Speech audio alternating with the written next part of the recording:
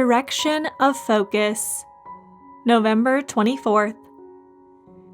Behold, as the eyes of servants look to the hand of their masters, so our eyes look to the Lord our God.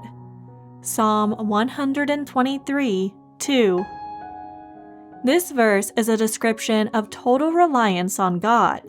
Just as the eyes of a servant are riveted on his master, our eyes should be directed to and focused on God.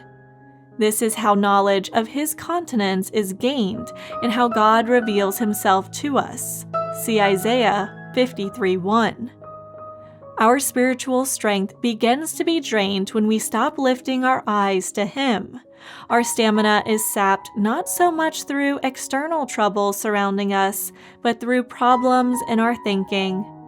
We wrongfully think, I suppose I've been stretching myself a little too much, standing too tall, and trying to look like God, instead of being an ordinary, humble person.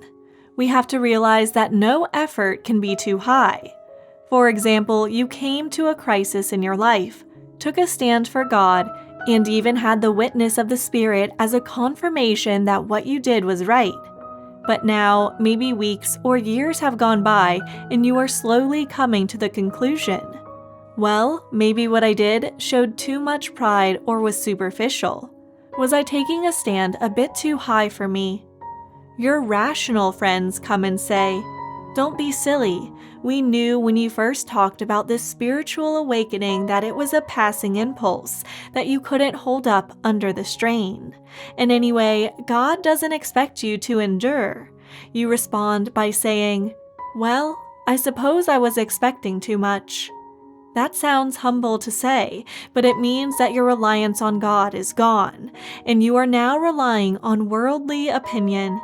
The danger comes when, no longer relying on God, you neglect to focus your eyes on Him. Only when God brings you to a sudden stop will you realize that you have been the loser.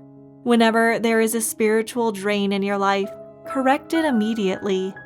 Realize that something has been coming between you and God, and change or remove it at once.